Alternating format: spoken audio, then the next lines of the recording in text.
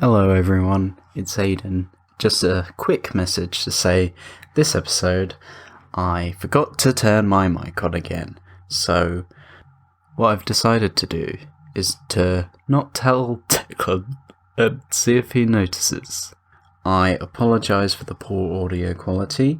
I promise it won't happen again, because I'll either have learnt my lesson or Declan will have killed me and got a new presenter. So, either way, this will be the last time, and I'm very, very sorry.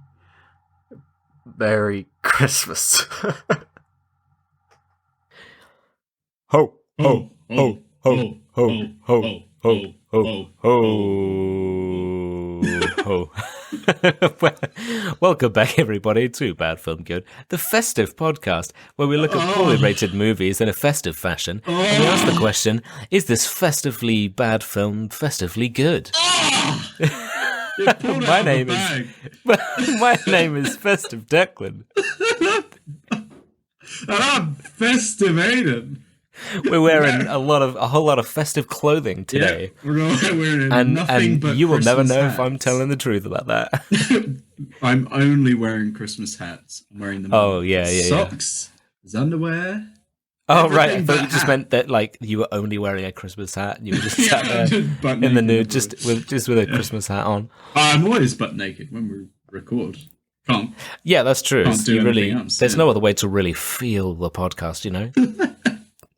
To Right, yeah. grind up against it. Yeah. Again, those weird noises you hear against the mic, that's it. It's just like,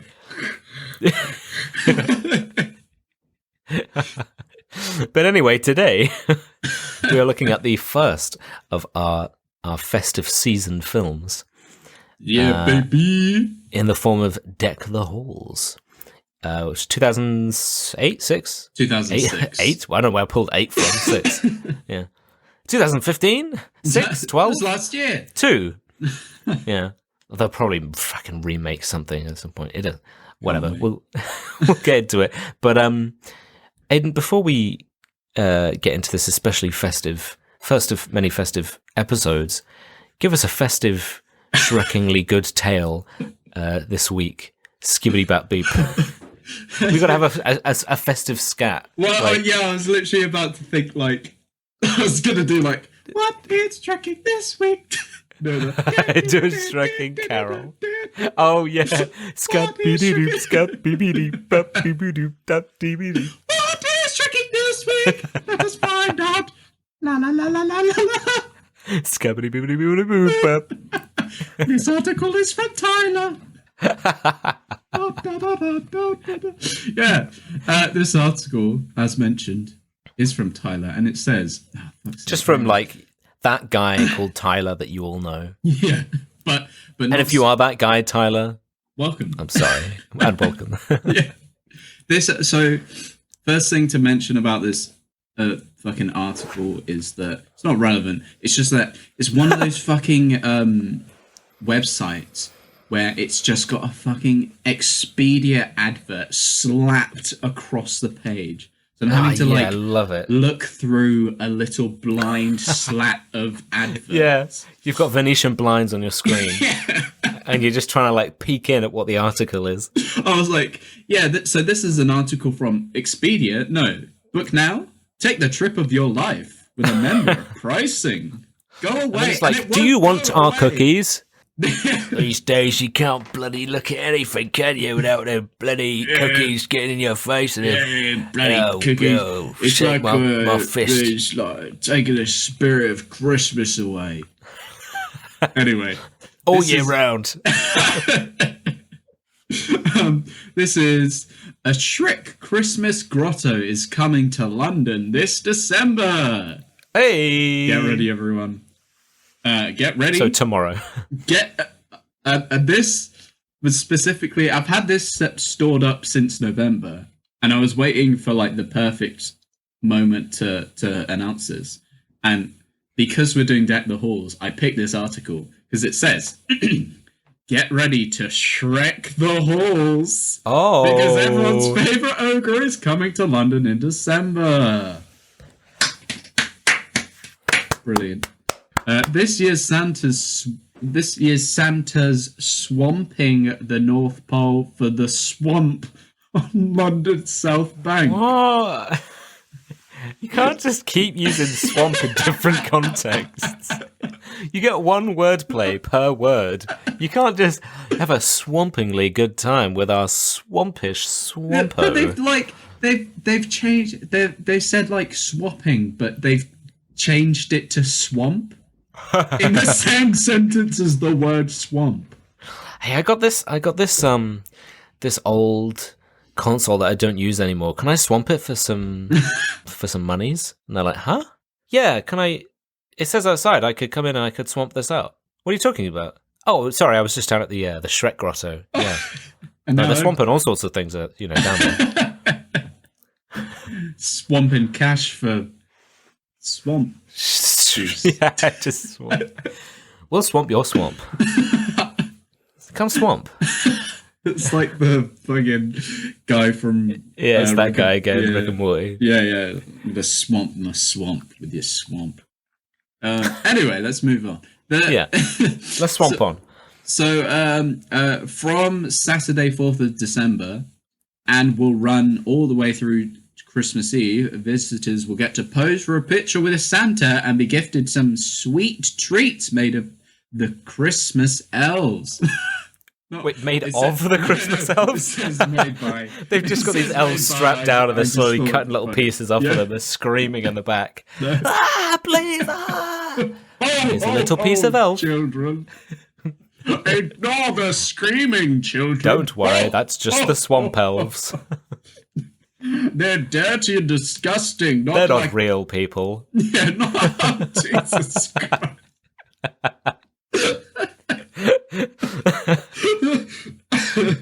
Man, it's the world we live in. These swamp elves. So Shrek Adventure Experience near Westminster Bridge is set to host a Christmas grotto. Near it somewhere. Just near it, you could probably Google it. You'll be able to take photos. The journey begins on board a magical 3D flying bus with family favourite Donkey. No doubt he'll be asking, "Are we there yet?" the entire time. Oh God, could you imagine? It's just a regular bus ride through regular London, and you just have Donkey at the back asking you if you're there yet every 30 seconds. That's the only the first time he says it, everyone's like, "Oh yeah!" They all clap. They're like, "Ha yeah!" Then he goes, "Are we there yet?" They're like, "Ha yeah, oh yeah!" And he's like, "Are we there yet?" They're like, "Yeah, yeah."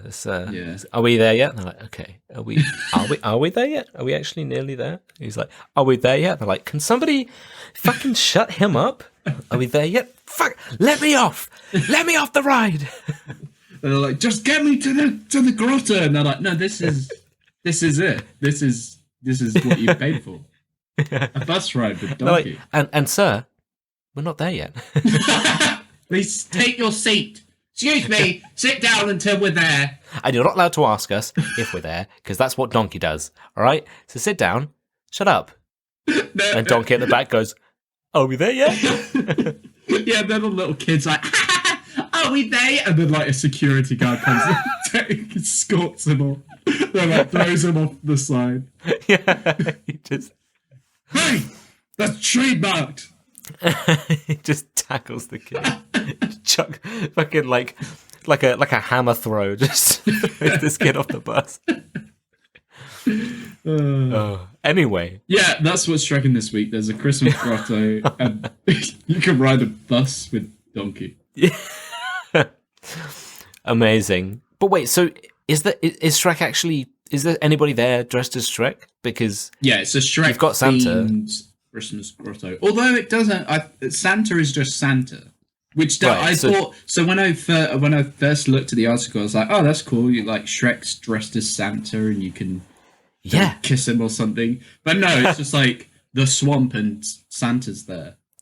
It's like they actually just have a boggy marsh that they've put in the middle of this place, and you've got to sludge through it. And Santa's sat on a toilet. It was an outhouse, and every kid that goes near the door, Santa kicks it open, If the kid's unlucky enough to be close enough, it just hits the kid in the face, and then he's like, "Get the fuck out of my swamp!" No, but it's London, so it's just a porta potty. Yeah, And it's like a cockney, like, fuck off, fuck off, kid. Yeah, Get your fucking prisons. Oh ho ho and all that shit. takes a fucking swig of his bottle of whiskey. No, Anyway, we're getting sidetracked. It'd be Canastella. Yeah, kind of Like special brew or something. Yeah, Special Brew X Stella, the collab. Or Strongbow Dark Fruits. Either one. Yeah. Anyway. This week we're doing Deck the Halls. Deck the Halls. Yes, we watched this one on Amazon Prime, I believe. Yes. And we were talking before we started the show. Call it a show? Sounds weird. Anyway, before we started recording, we were discussing that there's like another Deck the Halls. I was going to do like a whole bit like last time, but another one that came out like the year before. I just think it's weird that like, I know it's not illegal, I guess, unless you're obviously using like branding or something. But like, you could have two films with the same name, but within a year of each other. Two Star Wars. Yeah, two Star Wars lasted the Jedi, the Last Jedi. It's that thing Lasted of the like, Revenge of the Sith. It's the thing of like, it's the Well, I suppose we had two Cinderellas last week that both came out this year. But... No, but it's like the Olympus Has Fallen and White House Down. You know those. Oh yeah, they came out like the same year, and it's because like someone will go to a studio with a script and be like, "That's a good idea. We'll do our own one." And then that person will go to another studio, and the studio will be like, "Oh yeah, we'll do that." And then they just end up making the exact same movie. Yeah, exactly. There was that one year where they had like Snow White and the Huntsman, or whatever it was, I think that's what it's called. And then there was another one that was maybe just Snow White, or it was called something else. But there were like two Snow White films that were in the cinema at the same time, and you're like, guys, what's with the Snow White hype? We don't need this. Wait a month. Let one have its time. They're like, no. I just remember, like, better. I think both of them were shit. I don't know. I think the Huntsman one was shit. It had Chris Hemsworth maybe in it. I remember vaguely. But anyway, that aside, what we looked at this week on Prime. Prime describes as being, this holiday comedy is centered around two neighbors in a small New England town who go to war when one of them decides to decorate his house with so many. What? And that's it. That was all I could see on the description. That's all it gave, and it just said so many. So many. Yep. They just gave up again. Honestly, they're just whoever's in charge of these. I don't know if like they must do them individually. Like each place like provides its own thing. But I'd like to think it's this one guy whose sole job is just every new edition on Prime before it gets uploaded, he has to do a blurb, which means he has to like watch all of them and then just like summarize it and whatever. Or he just like looks up a Wikipedia thing or something and he's just like, yeah, it's it's a holiday comedy, obviously. Yes, you've got these two neighbors. Apparently it's based here. They go to war when they won't read past this point. I just so many, whatever, doesn't matter. ... Yeah, and there's nothing else. He plays it on 3 times speed every film he watches. Yeah, so he just gets the general gist of it. Yeah. Oh, but give us some facts about the film, Aidan. I'd love to. Deck. Deck. How long have you been waiting? When did you come up with that? Sunday. Sunday. We're recording on a Tuesday for context. Fuck's sake. Oh yeah, Deck the Halls. Brilliant. God damn it. Genius. Do it the entire rest of the podcast. Do that every time. Just be like, Deck. I've been waiting all week. All week I've been like, yeah, fucking Deck the Halls. I'm gonna get him. I'm gonna get him. It's like the film word, but you take off the K. Right. Fuck's sake. Just do your Genius. bloody job. I'm not paying you. But do it. If you haven't seen it, basically, Danny DeVito doesn't understand how Google Earth works. So he tries to send a signal to the outer solar system by putting Christmas lights on his house. But then Mathew Broderick, he bloody loves Christmas so much that he'll stop at nothing to be petty towards a sweet man who's just trying to be sort of nice sometimes. But then Danny DeVito and Mathew Broderick have a fist fight. Then Mathew Broderick tries to kill Danny DeVito by firing a small missile at his house, but accidentally kills his wife instead. This drives their families, both Danny DeVito's and Mathew Broderick's, to run away from them for being insane murderers. But then they both make it up to their families by creating a runway to guide their wives back home so they can fuck. Each other, not their wives. yeah. I mean, Mathew Broderick's wife is dead now, so... For context, she's not. No, she's not. So made in 2006... Inside, maybe. Sorry, carry on. So made in 2006, directed by John Witesel, starring Mathew Broderick, Danny DeVito, Steve Buscemi, Christin Chenowith, Kristen Davis, Fred Armisan, and Alia Shawkat. Don't know why I struggled with that. Yeah. It had a budget of 51 million and it made just over 47 million. This flopped hard. And with the scores, probably makes sense. 5 out of 10 on IMDb, 6% on Rotten Tomatoes. I just find insane. And 6%? only 20 Metal Crickets liked it. Yeah, so I have a few facts about the film as well, just because I find this interesting. So, first off, this one's for you specifically. Oh. The ice skating race between Mathew Broderick and Dorito. Yeah. I'm going to call him Dorito. I was just about to say, did you call him Dorito? All right. I didn't yeah, we'll go with that. But I'm going to pretend like I did. I was waiting for it to be a bit, yeah. So it was filmed on the same street as many scenes from Smallville. Filmed on the same Smallville. Street. And I knew that you'd love it. Hell yeah. Somebody said... so apparently you can see the Talon and the Fordman department store, which is also in Smallville. So same universe. Same town, universe, canonically. Same universe, which means Smallville is in the Bad Film Good universe. Which means that Danny DeVito is Superman. No, but that means Tom Welling, he did, before he, at the end of Smallville, he decided to go, take a little sabbatical from being Superman and give up his powers, because, I mean, in that show, my God, he lost his powers every 2 minutes. But he was, he went off to some coastal town and showed people the glory of God's fishing or whatever he was talking about in that film. Yeah, and then married some ghosts God's country or something. Fishing. And then I think when he was like, okay, she's a ghost, I should go get my powers back, honestly, because I could have dealt with this earlier. But it was too late. Done when a big he tried breath. to get his powers back, he shrank into an angry man called Danny DeVito. Oh, right, that is Danny DeVito, right, okay. Yeah. I was like, where are you going with this when he shrink? And then it was Honey, I Shrunk the Kids. Yes. Was I was like, is he in some of these films? So that about the lights on the house, this is something I found interesting. When I first watched this a long time ago, I was like, they must have green screened that.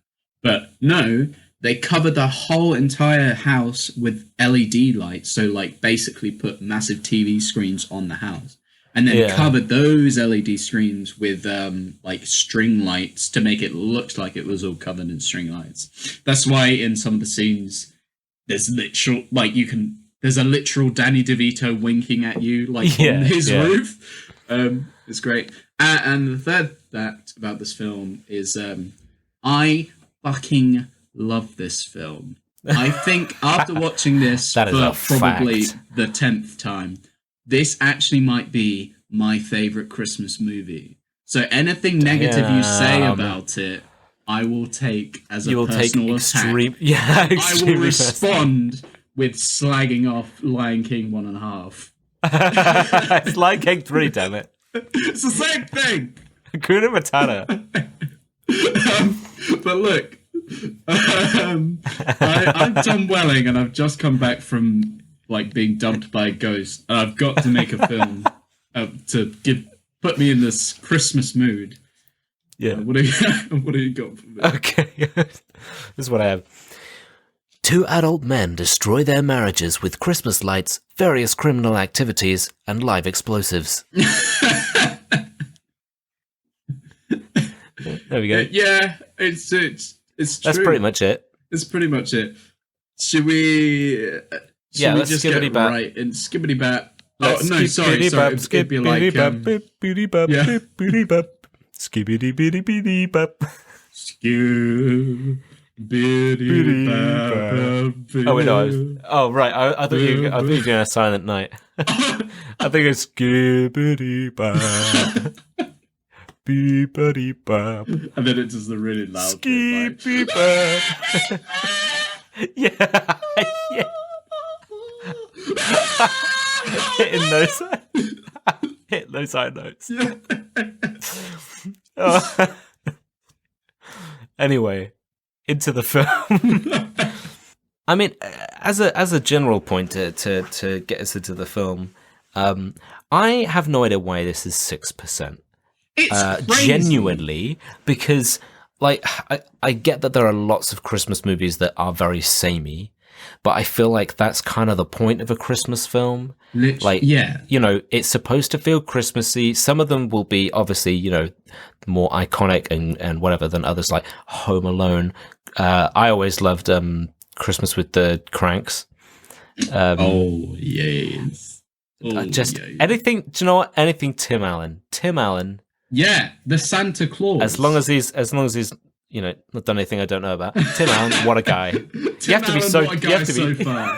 What a guy so far! What a guy to my extent of my knowledge. I hate it. I hate that you have to like. You don't have to, but like, I don't know. Yeah, but it just seems there's like... always that thing. You say you're like, oh, I love this person, and then it's like, he murdered 5 people in cold blood in 2007. It happened to me not only the other day. There's a rapper called Kota the Friend. Right. And I was like, yeah, I really like his music. He's jamming. And my friend, they actually introduced me to him. And then I was playing him in the car. And then my friend, they were like, oh no, you're listening to Kota the Friend. I was like, oh, yeah? Yeah, why? You're like sweating, like, I kind of like his music. Yeah, and they were like, what? Yeah, he's a bad bloke. He's got all these sexual allegations and all this. Yeah. He's a misogynist. He hates women. Blah blah blah. And I was like, oh, another one. At least we can always lean on DJ Khaled. Can we? I don't know. Can we? Who knows Can we? anymore? Why can't they just be normal? I know. Because they're fucking celebrities, you know? Get away with anything. They just... I don't know. Fuck. Oh, anyway, so the cast of this film that we may or may not like, depending on their various activities in their personal lives, we have... We start off with the dentist. What's the actor's name? I just called him the dad in this Matthew Broderick. Matthew Broderick From Ferris Bueller's Day Off.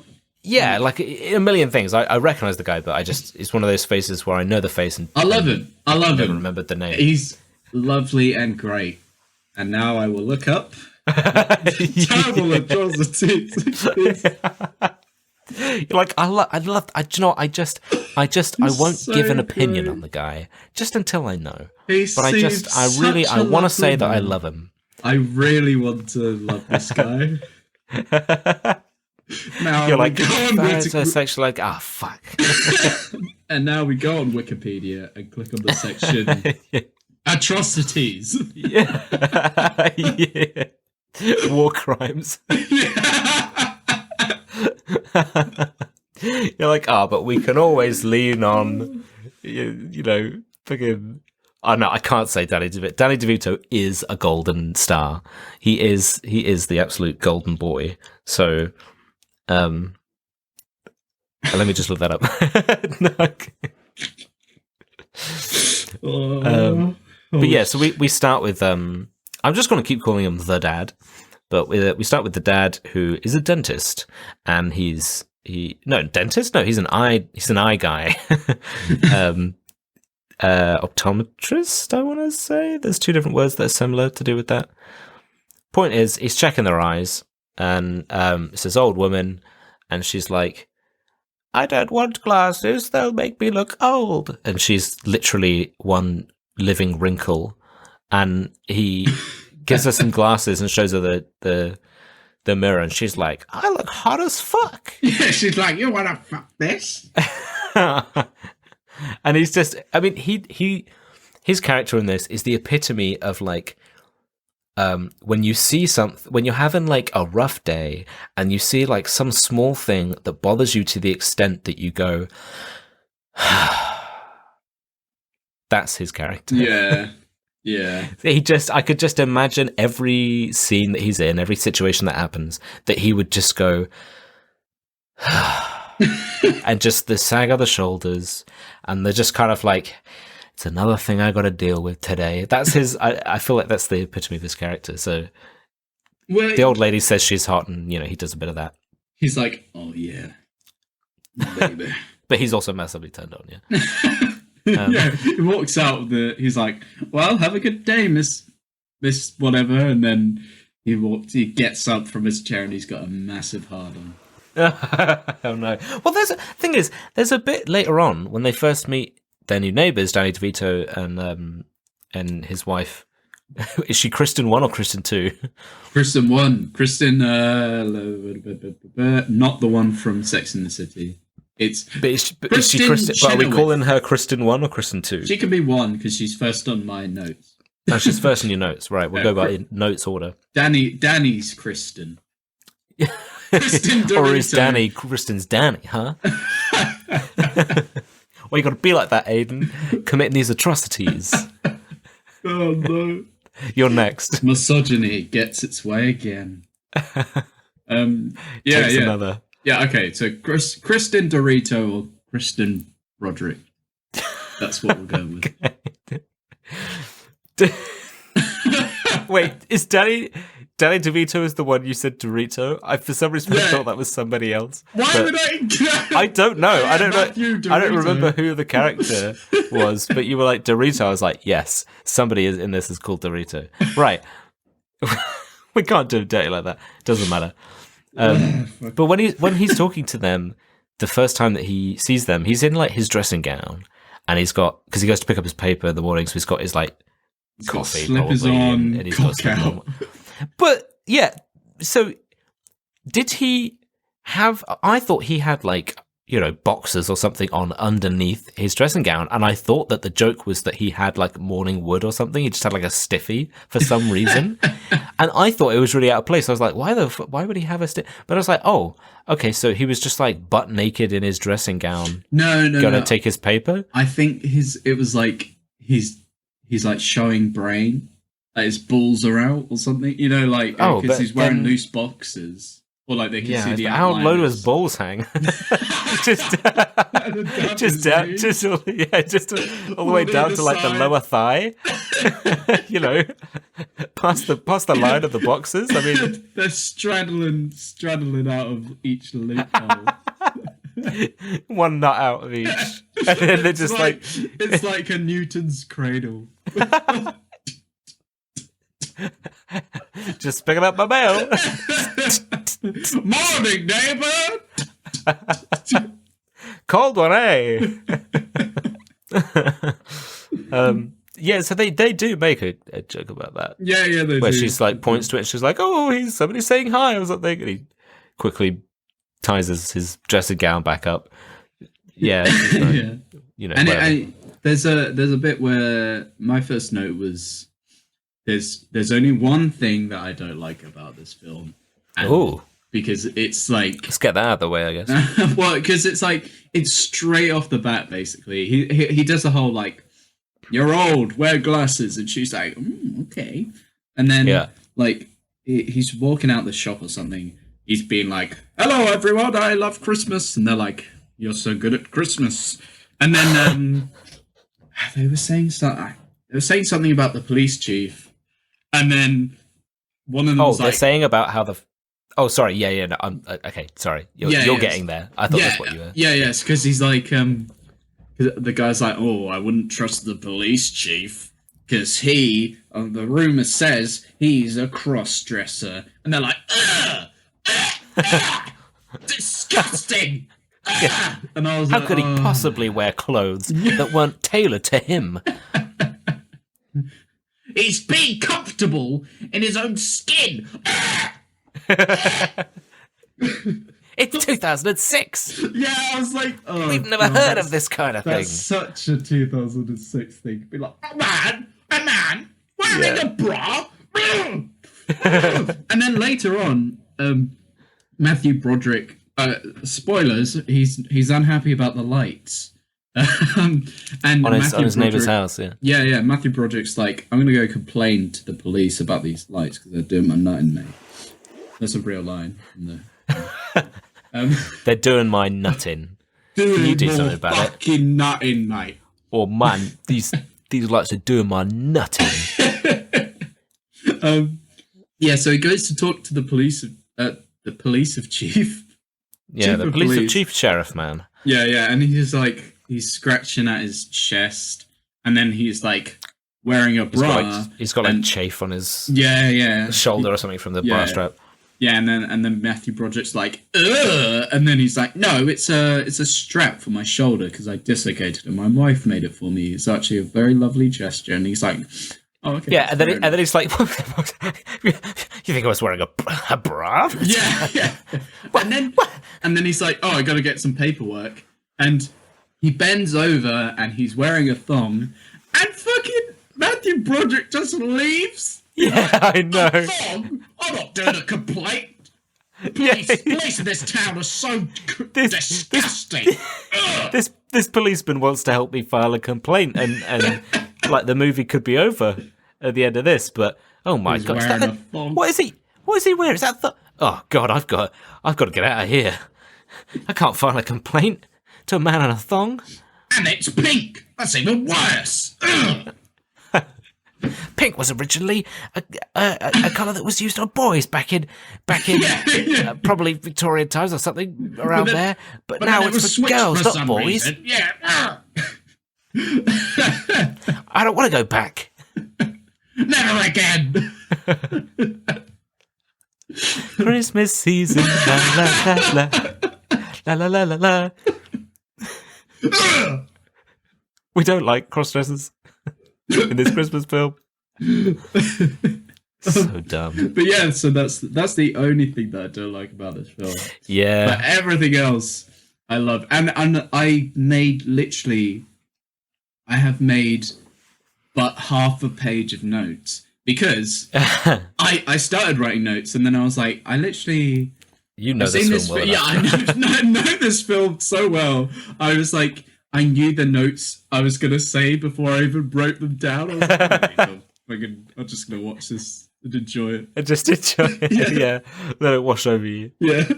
But yeah, so I was like, fucking hell. And then, so he introduces himself, then Danny DeVito introduces himself to Mathew Broderick.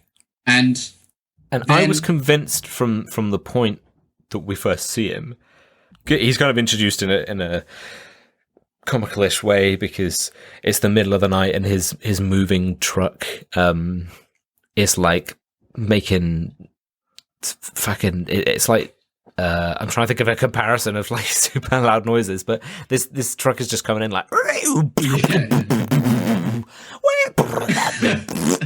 You know, like all of these noises and waking up. Yeah, exactly. Waking up the dad and he looks outside. He's like, "Oh, I think people are moving in." He's like, "What kind of insane person would move at this time of day?" And then you see Danny DeVito hauling some stuff like, and And then put the lights on my house. Gotta get these lights on, Danny. But yeah, so he's moving the stuff in, and I was convinced from the first time I saw him, like, especially since he's introduced like very silhouetted. He's probably got like a hat on, a woolly hat on because it's dark. Yeah. So it kind of makes it look almost like a balaclava or something. But I was immediately, especially after watching Twins way back when, I was like, oh, his character is like some kind of con man dude or whatever. He's going to try and, do whatever. He's like shady or something at least, And I was convinced of that for like a while. But then he does, well, or just that he is like a bit scummy and kind of like shady and stuff. But the thing is, he does do illegal stuff later on in the film. But he wasn't. But at some point, I was like, "Oh no, okay, he is just like a dude." Yeah. So he's just somehow really good at, because he starts a job in a car sales ship place, whatever. Yeah. And the other guys that work with him, he's the new guy, so they try and play a prank, and they're like, "Oh, go and sell a car to," because that's how they work there. They're just like, "Oh, go sell a car to that guy." They're like, go sell a car to that tire kicker, and there's this old dude kicking at some tires on a car, and so he goes out, talks to him for 5 seconds, and then comes back in like, "I want that money, please," because he sold the car. Yeah, they're like, "No way!" Yeah, no way. That's totally rad, because it turns out, yeah, and then they've got like skateboards and backwards caps. they do kickflips, and it's like you get like a little guitar, like wow. But it's all because he sold that car to the guy that he was talking to, who was the owner of the dealership. That's what I was thinking, a car dealership.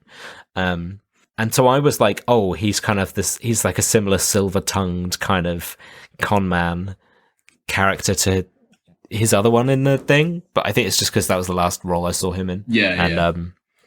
But he's not like that. He's just like an amazing... He's just a dude, but he's just really good at selling shit. He's an amazing salesman, and this raises a question, like, that later on they're like they keep saying how like they're in debt, like DeVito and his family, and like because he keeps buying all these Christmas lights, and his wife's like, "How are we gonna? She's got a funny voice. How are we gonna? What's his name? Buddy Hall. She's like, "Buddy, how are we gonna? What are these lights?" This is just great. The amount of times you attempted that. How are we gonna, buddy? Myself laugh. It's like a little gremlin. Yeah, buddy, how we gonna do this, buddy?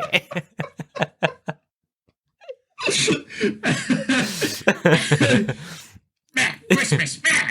How are we gonna get these lights? Yeah. Oh my gosh, she's like such a heavy smoker that her voice is just destroyed. She's like, how are we gonna get these lights, buddy? And he's like, my beautiful wife. My beautiful wife. And she's like, Yeah,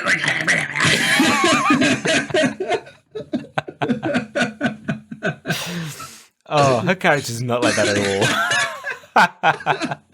She's totally normal. But like, I love it because, well, yeah, that's the point I was trying to make. Like, they keep mentioning how they're in debt, and I was like, how are they? He just sold a car to the owner of the dealership. He's the best salesman ever. Yeah. How do they keep getting themselves in debt? I don't. I mean, maybe he's buying more than he can sell the cars. I mean, there's a point where he goes into the dealership later on, and then his boss, who is just the son of the guy that owns the place, so he's like, it's kind of funny. You don't see much of him, but it's quite funny how they portray him to be that kind of like, okay, guys and girls, hey, yeah, come on, let's do this thing, everybody, yeah. You know what I mean? Guitar plays, he's like, wah! Yeah. And he just picks up his skateboard, he's like, good job, keep going, guys, and he skates off. He's got little training wheels on his skateboard. But yeah, because like he just doesn't know how to manage it and whatever. That's kind of, they have like a little gag on that. But he says to Danny DeVito, like, Mr. Dorito, he says to him that he hasn't been like at work so much, so he's not been selling so many cars, and so he was like, "Oh, you're amazing. You do super good work, but recently it's been going down because you haven't been here because you've been distracted by all the lights. Because you've been distracted." And he's like, "I need the lights. I gotta make it. It's gotta be seen by space." Yeah, because he's like his daughters find a. It's Google Earth. It's Google Earth, but it's like some other thing that's not Google Earth. It's like some fake Google Earth kind of thing. Yeah, I don't think it's actually like they don't call it Google Earth, right? It's called like something else. It's like My Earth or some shit. Yeah, it's like My Earth TM. But I was like, that's not how, because it's like obviously a spoof on Google Earth or whatever. I was like, that's not how. They're like, oh, we can't see our house. Sorry. It's like that's not how Google Earth works. It's just like and pictures. They said that they could. But they said that they could see the house across the road, which is like it's a much bigger house, but it's still a house, and it's still next to next door. To the road. They probably they're like, oh, we can't see it, all the lights, and we still can't see it. And then they call up the guys from Google Earth or they do later. And they're like, yeah, it's a picture. Like, it's a picture from 2003. Yeah, the house wasn't built yet. That's why you can't see it. Yeah. We'll update it. We'll take a picture tomorrow. There you go. It's done. Yeah, so he's like, I want to do something important, something memorable. And his plan is to put Christmas lights all over his house because he steps on a Christmas light. He like dropped it when they were moving in into the snow, and then he steps on it and he's like, that's it. I want to be seen from space. Yeah, because he's like holding it up to the light so we can look at it, and then he looks from it up into the sky, and you can see the gears in his head. He's like, space.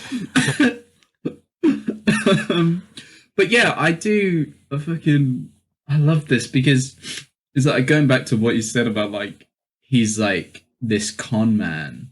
I think for me, it's like Danny DeVito is inherently bad, but he has good intentions. Whereas like Mathew Broderick is inherently good, but then he had bad intentions within the film. And they kind of cross into each other. Like Mathew Broderick gets brought down to Danny DeVito's level, but then Danny DeVito gets brought up to Mathew Broderick's level at the same time.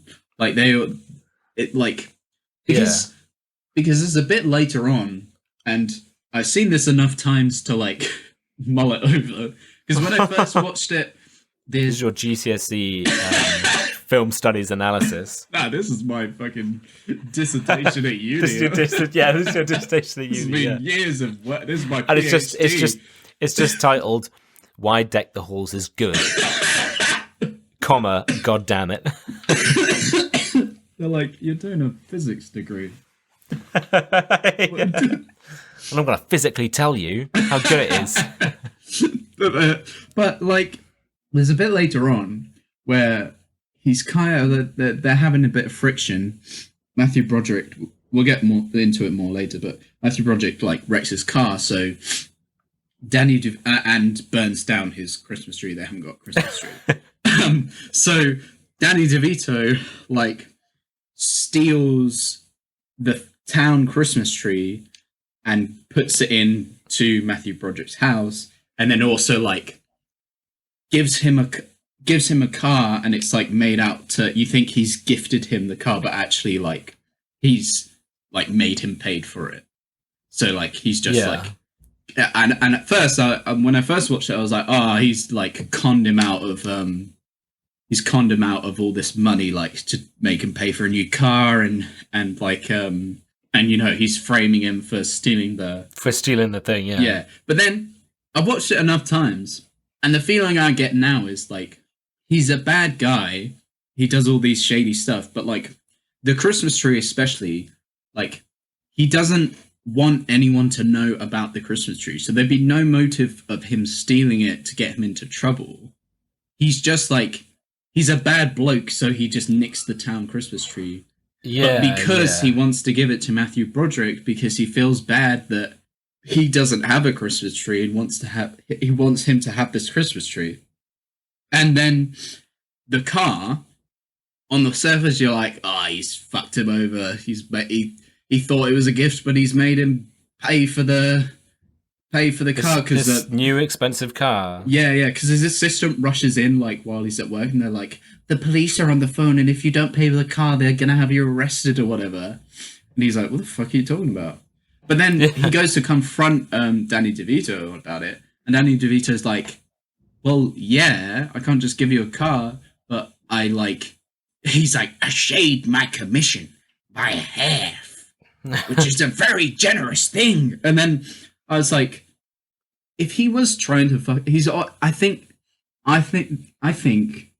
Mathew Broderick hates Danny DeVito, and he thinks he's a dick and is trying to fuck him over. But I think Danny DeVito thinks they're friends that are just having this friendly banter, winding each other up. So he's like, "Oh yeah, I tricked you. It's that you're paying for the car, but I did try and get you as much discount as I could and stuff because I know that you needed a new car and stuff. I gave you the tree. You know what I mean?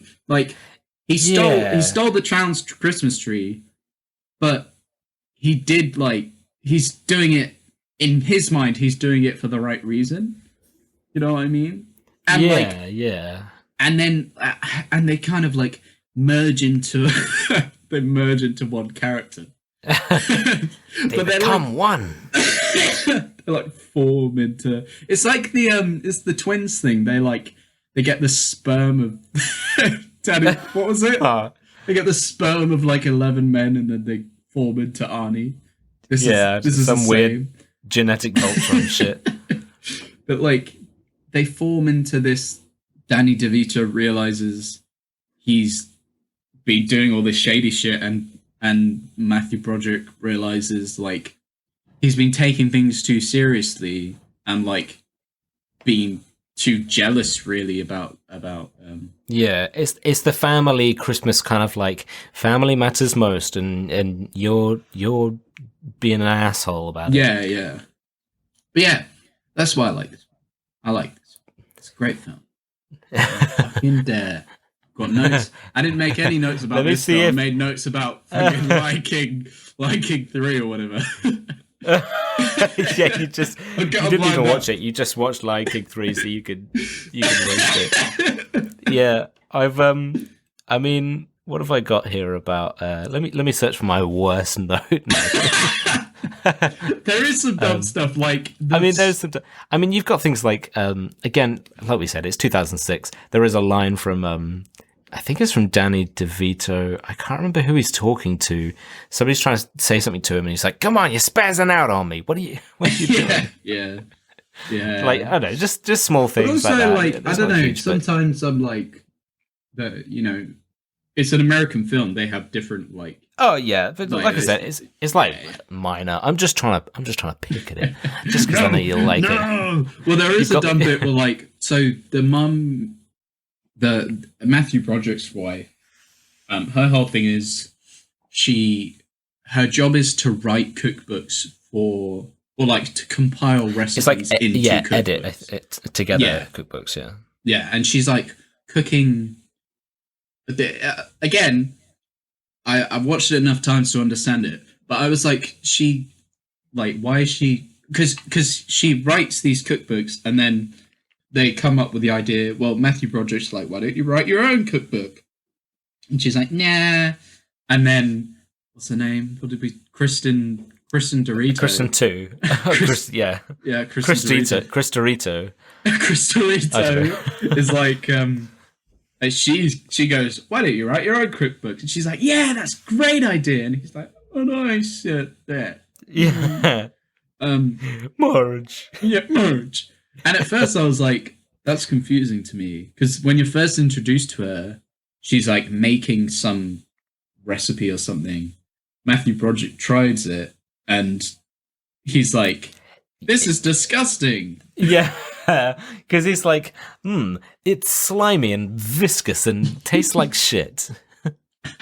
She's like, gee, honey, thanks. And he's like, make a cookbook. But then they're like, yeah, this is disgusting. Should we get pizza instead? And I was like, yeah, get a pizza instead. But they get like a medium pizza between two of them, and they have a side of salad. That's Freaking did. It's the greatest sin of this film. That's what you're like. I do love the film, but I gotta say, what the fuck is that pizza choice? I couldn't believe it. Every time I watch this, I'm like, what are you doing? I'm still mad about the pizza each. Get rid of that salad, replace it with a garlic bread. Yeah. And mozzarella sticks. This is America. Yeah, because you've got with the dad's family. I'm still adamant I'm going to call him the dad. So with his family, you've got he's got like a 10-year-old son and daughter who's probably like 15, something like that, maybe. And because you said maybe, and she plays maybe in the rest of the. It doesn't matter. Wait, she what? She plays it's what's her face? She plays maybe in Arrested Development. See, I knew that, and that was the joke that I was making.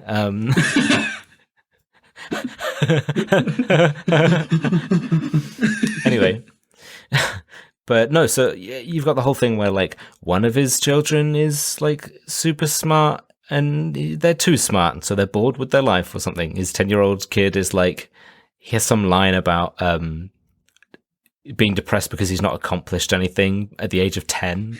He was like, he's going through like a midlife crisis at age 10. I mean, it's funny, don't get me wrong, but it's like, you've got one of those as that, and then the other is his teenage daughter, who is like the only teenage daughter stereotype that you see on television, where they're like, I hate you, Dad, and I hate everything, and I don't want to speak to anyone ever. Yeah, and then he's like, you can't date boys. I do like, think the kids in this aren't great, especially like they are quite. They're not really. I mean, they're not really the main characters. They're supporting. Yeah, they're not the main. Yeah, really. But it's they aren't really characters in their own right. I'd say the only one out of all of them that gets the most development is the 10-year-old, just because he kind of tags along on a couple of crazy adventures. He's just there. But like, yeah, his daughter is just. I mean, they're there for him to have a family and for him to mess up that family, and his daughter to hate him and him to do stuff and her to be like, ugh.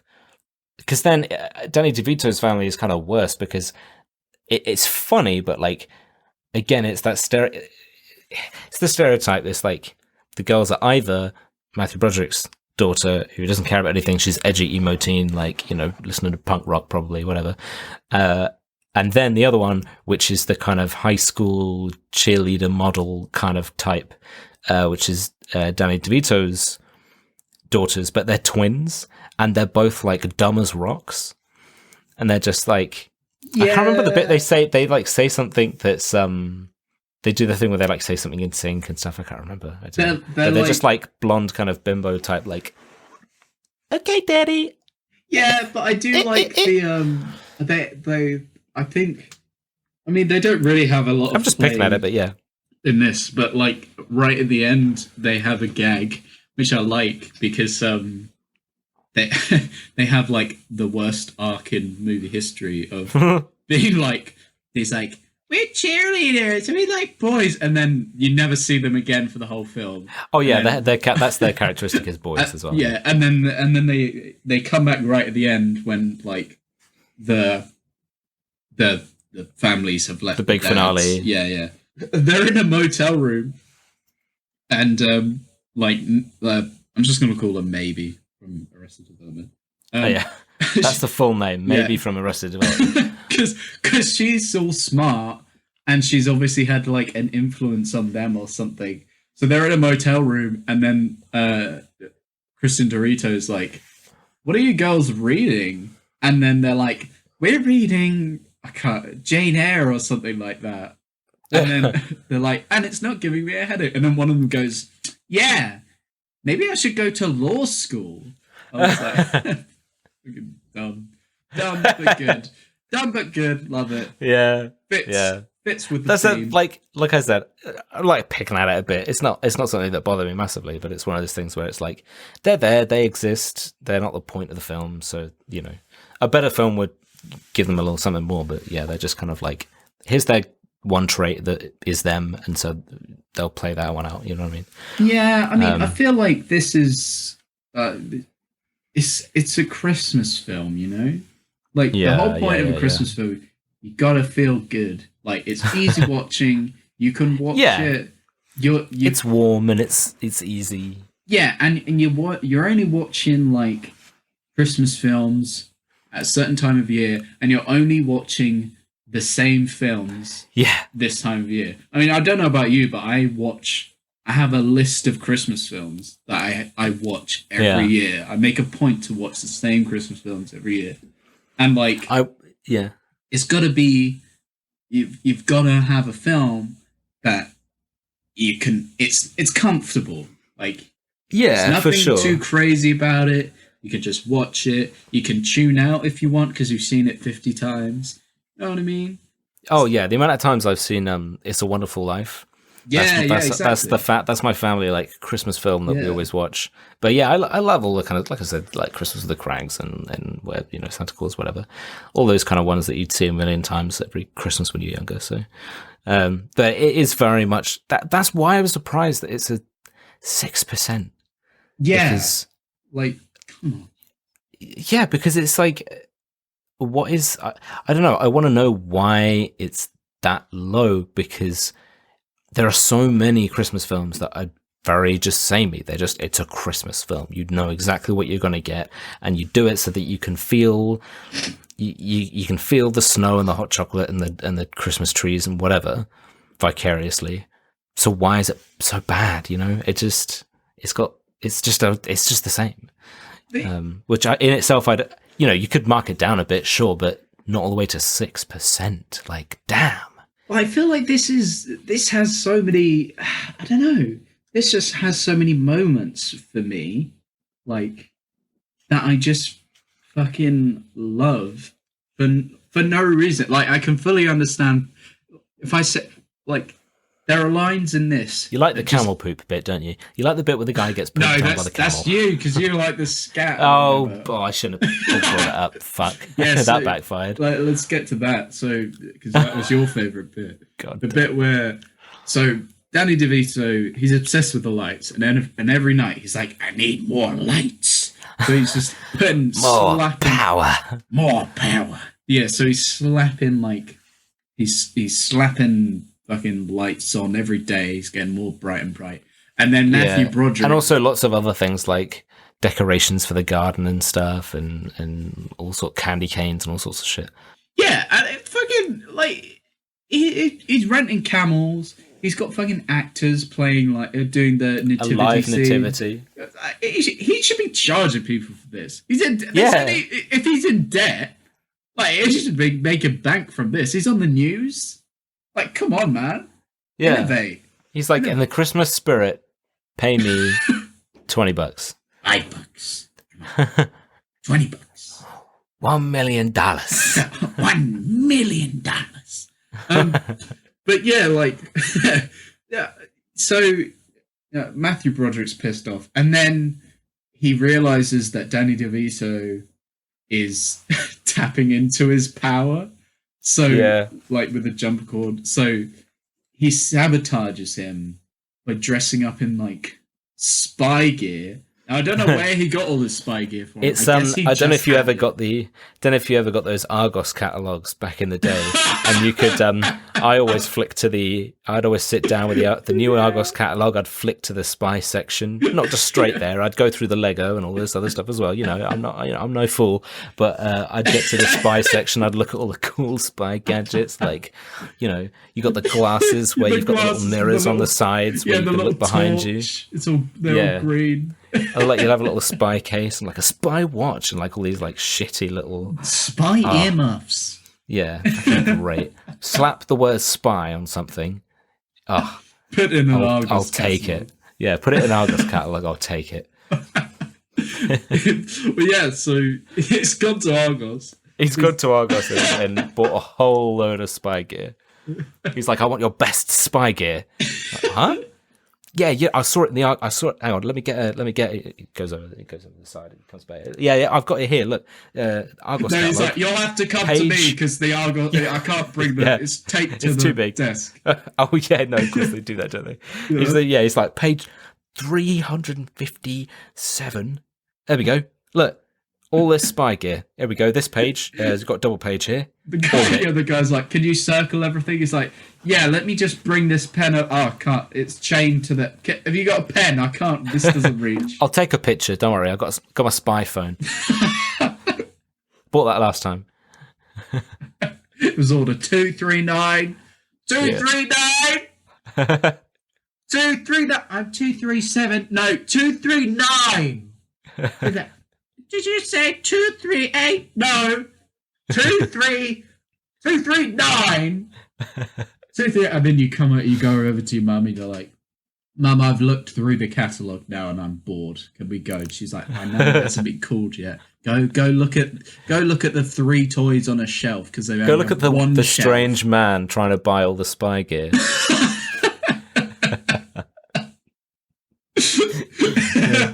He's like cowering in a corner. He's like wearing a big hood so no one sees him. Anyway, he has all this spy gear that he bought from the Argos catalogue. Yeah. And then he's like he forces his child up a telephone pole. That was one thing as well that I definitely had in my notes. It's in block capitals. It just says he let his kid climb the telegraph pole. Telephone pole, whatever, telegraph pole, telephone pole. But like, yeah, because he's so obsessed with, he's the kind of character where they'll suggest something and he'll be like, oh no, that's far too dangerous. Like he said that kind of thing before about stuff, I can't remember what, and he's really kind of, anal about stuff. And then he's just like, oh yeah, my kid can climb up the pole, it doesn't matter. I don't give a fuck. Do it. Because he's so obsessed with getting revenge. He's like... Yeah, he's warped beyond measure. He's in love with Danny DeVito. Like, that is he's true. So in love with him. And he wants him, and he's too distracted by the light. So he's like, come on, Danny. Notice me. So he goes on a little spy mission, like takes out his power, and then Danny DeVito... By just chucking a snowball into the fuse box. Yeah. Brilliant. The top end technician work. That's like Cyberpunk, where you need like a really high level of technician to disable the fuse box. Yeah. And Snowball, just chuck it in, mate.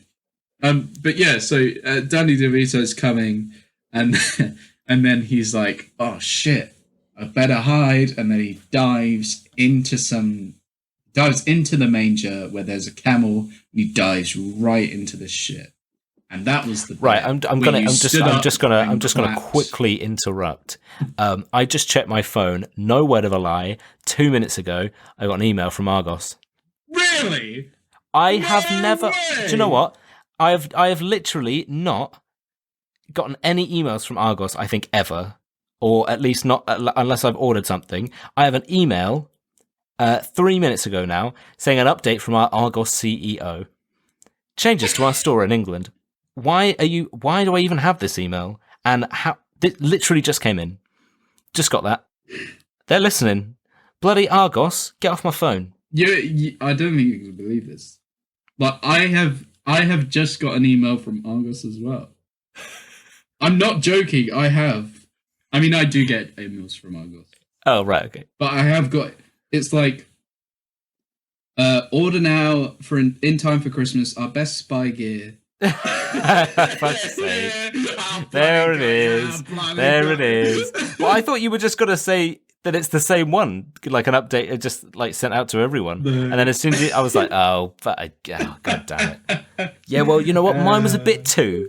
No, it wasn't. I do actually have an email from Argos. That's crazy. Which is super weird. Yeah. Like, that could have been when I first mentioned it because it was only a few minutes ago. So maybe I just said Argos on my phone, heard it, and then Argos was like ping. Maybe, I'm going to get a text from like Danny DeVito. That's fucking crazy. I'm going to repeat the words $1 million in front of my phone for a while and see if somebody sends me some money. Ugandan prince. Yeah.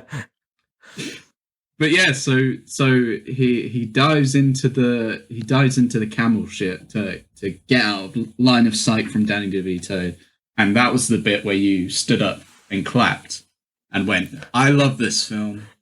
This is my favorite film ever." More. It was the bit when he's lying there in shit, and he looks up at the camel, and he hears like in his belly, and he's like, "No, don't." And then the camel looks at him, and then he ends up just spitting in his face instead. Pinnacle. Which I love that bit as well. I remember that bit so vividly because it's like so clearly not camel spit. It's just like some yellow slime. it's literally like slime from Dick and Dom in the Bungalow. You know what I mean? It's the fucking like what do they call it? Creamy muck kind of deal. I'm full of the references today. Look at you. I'm going to get an email from Camel Shit or or something. From rentacamel.com. It's a whole website dedicated. Wherever you are in the world, you can rent a camel. We will provide you with one. Ship it to you. Yeah. We've only got the one warehouse though, so you're going to have to wait. And if it's dead, that's on you. You do have to return it. After a half an hour ride. You've got to replace it. But yeah, so they're having like a friendly competition, and then as before mentioned, they decide that sorry, we're skipping over the Christmas tree bit. They're like, oh, we're good friends, let's be good friends, and then they go to the forest or something where Mathew Broderick has been growing Christmas trees for the last like 10 years or something. And they're all fenced off neatly in a line, like in ascending order. Yeah. And they're like, whoa, that's cool. Anyway, we're going to go just cut down any tree because it doesn't matter. Yeah. And Mathew Broderick's like, finally. With his chainsaw. Yeah, with his chainsaw. Because he's like, it's a Christmas tree. We just chop it. It doesn't matter, Mathew Broderick. And then Danny DeVito accidentally knocks over what's meant to be fuel, but is clearly just pink Gatorade. Oh yeah, it's meant to be a little like jerry can or something. Yeah, and it neatly covers the base of every single one of these trees, and then Mathew Broderick is chopping down the bigger tree and hits. For some reason, there's a metal rod in the ground next to the tree. Yeah, I get it. It must be like the supporting rod or something he used for the tree to grow like straight. I don't know. And that, like, he hits the rod, and that causes a spark, which ignites the pink Gatorade, and they all just like all of these trees just fucking vroom, like straight up. I mean, I know they're covered in fuel. But it's snowing. It's like they're covered in snow. They are not like. I mean, they go up like. Yeah, it's at the base. Like it would take a bit of time, but they are like, they're gone. That's it. Yeah, and that's where the whole thing of like Danny DeVito steals the town tree because he's all like. Well, I think so. Before this is where. I suppose you could agree that there is a bit of confusing intentions because you have this rivalry that starts. They have a bunch of different things, you know, they're ice skating, fighting, and they're all sorts of kind of hijinks and whatever. And then Mathew Broderick truly loses his mind when he goes and sees this like shady guy, and you think he's going to buy like drugs or something. Or he's going to buy a gun. Yeah, or a gun, or just a gun. And I feel like I've seen this gag definitely a few times in films where they're like, "Oh, you got the stuff and everything," and it's fireworks, and it's like illegal fireworks. I mean, it's still legal, but like, yeah, he's got all of these crazy fireworks, and he's like, "I'll buy all of them." And his plan is to just shoot these. He said he was going to do it, and I thought he was joking. But he goes ahead with it. He just shoots these fireworks at Danny DeVito's house. not knowing whether Danny DeVito and or his family with his children are inside the house. He doesn't care. He just fires them at the house like, whoa! Well, he thinks they are in the house because he thinks they're all there. Yeah. Right? And he's bought like this fucking. There's always like whenever there's fireworks. Oh yeah, this is what I mean. Yeah. Whenever there's fireworks in a fucking American show or whatever, there's always like this military grade fucking missile, which are so funny. They look like mini atom bombs or whatever.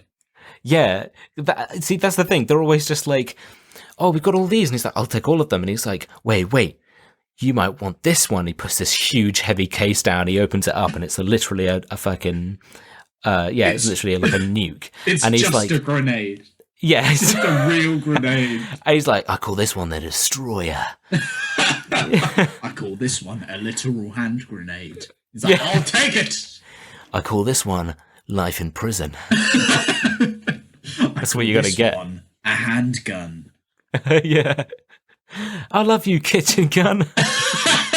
And it's just the same as that, like, premise. So he's just shooting people. But yeah, so he has this like huge big firework. He's setting off these fireworks and they're flying off at his house and he's like, yeah, I'm having a great time. And then he accidentally sets them all off in the box and they're going crazy and somehow he doesn't have like 3rd-degree burns. And then, because of course it would happen, the destroyer, the nuke bomb, gets knocked so that when it gets set off, it flies into the chimney, I think. Yeah, it like goes flies down off the chimney. It goes down the chimney into his house, bounces off into the room, and his wife is like, "What's going on? Why aren't you in bed, honey? Why?" And then this fucking nuclear bomb goes flying past her, starts bouncing off all these different surfaces in her house, and I was like, "She's dead." The second that explodes, it's an illegal firework for a reason. Right? Yeah. And it's like the illegalist of the illegal. Fireworks. It's the military grade, which is funny because military grade is actually just a term that means like the like most lowest bog standard version of an item that is like that does the job. Yeah. Military grade does not mean like high tech, high spec, whatever. It's just like, you know, it just gets the job done. It's like cheap, gets the job done. It's cheap because we give it to our military. We don't fund them. Yeah, I find that funny that it's when I realized that when I read up on that. Maybe I'm wrong, but that's what I that's what I'm pretty sure. Yeah. And they always use that in film, and it's literally because they use it in films. They're like, "This is high tech military grade." And you're like, "You're telling me this is shit? Why are you trying to? Why are you selling this to me? It's military grade. What are you talking about? I want something good. I want high quality. I want it should be like upper class consumer grade. Yeah. Oh, damn. I want high society grade. Yeah. High this society is 7-figure fireworks. salary grade. Yeah. But yeah, and it explodes in the tree. But it doesn't. Destroys their tree. It doesn't explode though. It just like ignites. Like it just sort of the tree just goes up. Because I was like, maybe it's like you know when they still find they find those bombs from World War II that are unexploded. And it's like that where it just thankfully it didn't go off and kill all of his loved ones and probably the whole neighborhood. Yeah, because I thought again when I first watched this, I thought they were gonna do the thing of like, you see it like goes into the tree and the wife's all like, uh-oh, and then it cuts to like an exterior shot of the house and the living room just goes like, poof, and then like cuts back and she's all like covered in soot and her hair is all like crazy outwards. Yeah. I was like, oh, missed opportunity. She's going to die. But yeah, so by this point, so Danny DeVito is like, I gotta get more lights, and they may have called the news people by now. I'm not sure. I can't remember. But I think at this point, when you get to the point that he tries to shoot fireworks at his house, this is literally after he cuts the power because Yeah, because by this point he's already he's getting a crowd every night. Yeah, and news crews are parking outside his house, which causes Matthew Broderick's like trying to get out so he can report it to the police who he hate crimes, and it's like I gotta get out, but there's not enough room because there's news vans parked in my drive, and then there's a guy that's like, I swear men can't drive these days. And then he's like, you've got plenty of room, and there's clearly not enough room. So he like scrapes the doors off, like they literally just fly straight off his car because it gets embedded into the back of like a truck or whatever. And that's why he gets a new car, blah, blah, blah, whatever. So by this point, he's fully pissed off from Danny DeVito. But Danny DeVito is like obsessed, and because his house still can't be seen on Google Maps because it's still a picture.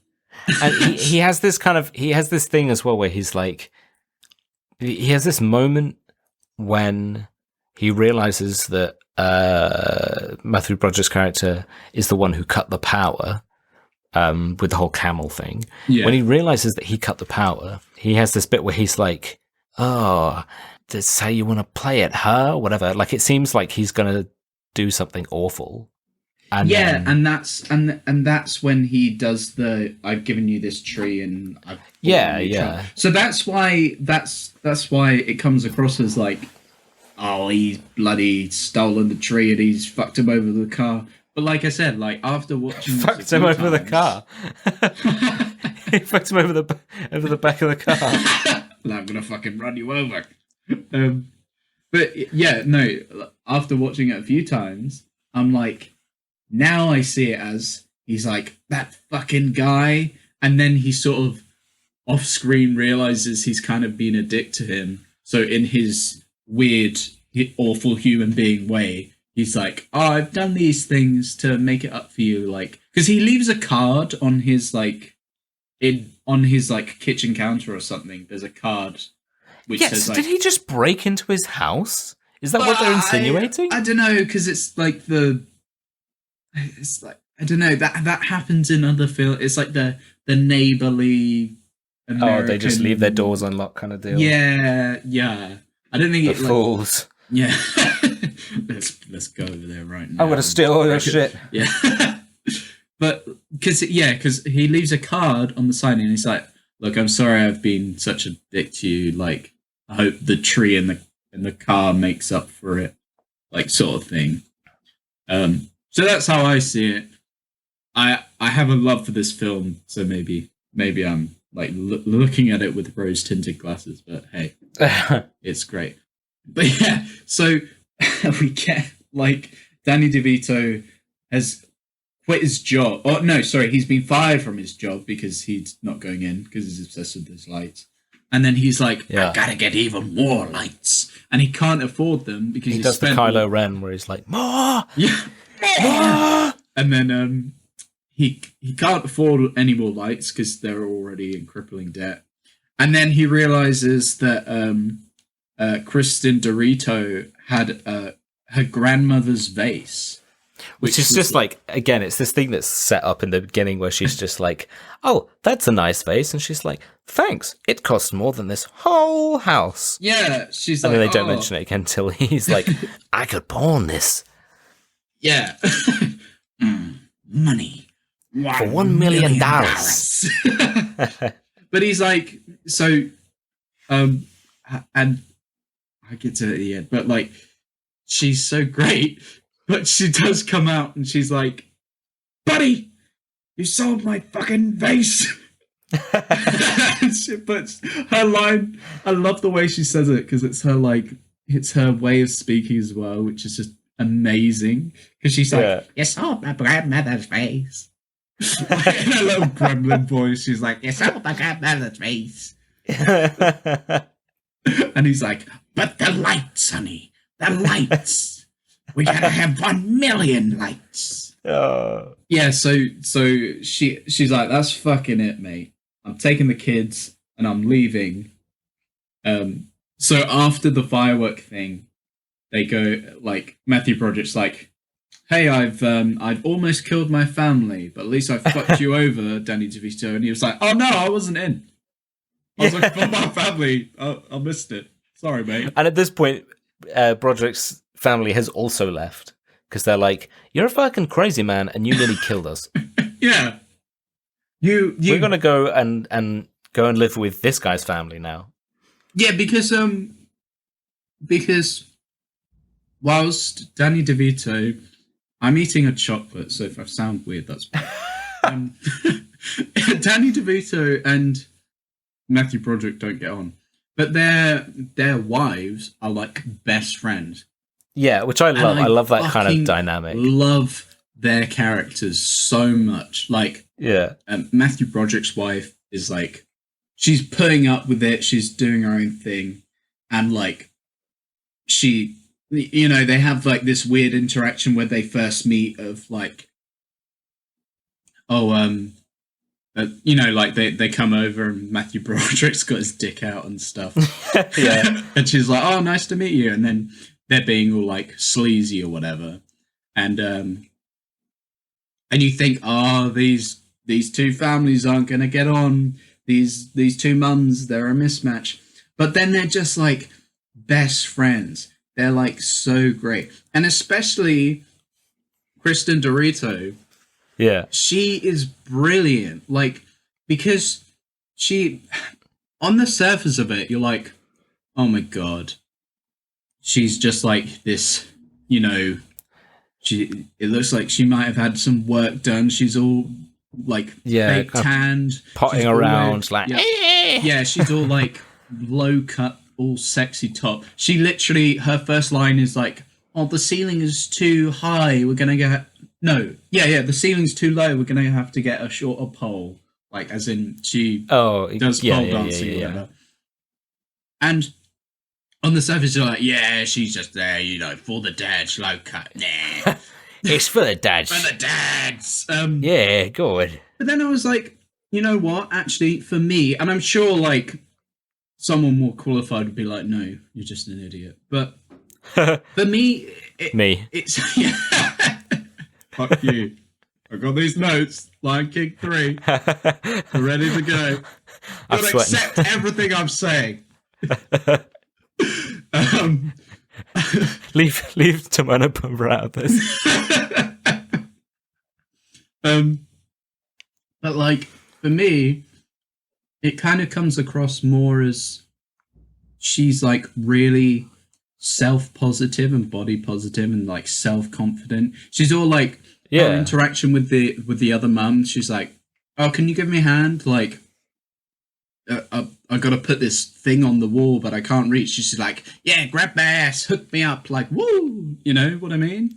Yeah, she's like, so she seems so like free and confident and stuff, and like just so positive. And her chemistry with Danny DeVito is really great. Like, yeah, it's really cute. Yeah, like you think like, "Oh, he's like this sleazy guy, and he's got like the hot wife or whatever." But then hot trophy wife, yeah. Yeah. But she's so clearly like loves him. She's like, you know, when he's like, he comes home on the first day and he's like, "I sold a car on the first day," and she's like so happy for him, and she's like giving him a hug and stuff. It's and so you have that nice. line as well with when he's pawned the vase and she realizes, and like she's kind of really hurt about it, and then she's saying about how he's always jumping from one thing to another, and he can never kind of he never finishes anything, he never sticks with anything because he gets bored. And she was hoping that when he found she has that line where she says that she hoped he'd find the thing that he loved or something, and said about it being her, basically. Yeah, or like she's the like, one thing that made him kind of happy. Well, she says like, she's like, she was like, "Oh, I thought you could finally find something like happy. Like, I really like this town. I thought you would finally find something worthwhile." And he's like, "Oh, come on, baby, I can sell anything." And she's like, You can't sell anything to me. Like, you can't sell this That thing was a about-" good line. Yeah, like, Yeah. you can't. You can't sell this fucking light bullshit to me. I'm out of here. I'm taking the kids. She's brilliant. I think I'm in love with her, actually. You're like, hold on, I'm just going to go talk to my girlfriend in a second. It's over, bitch. I sold your vase. Like, I don't have a vase. You mean that £5 one? Yeah, I sold it. £2. That was all. Carry on. Yeah, see you later. I'm sorry.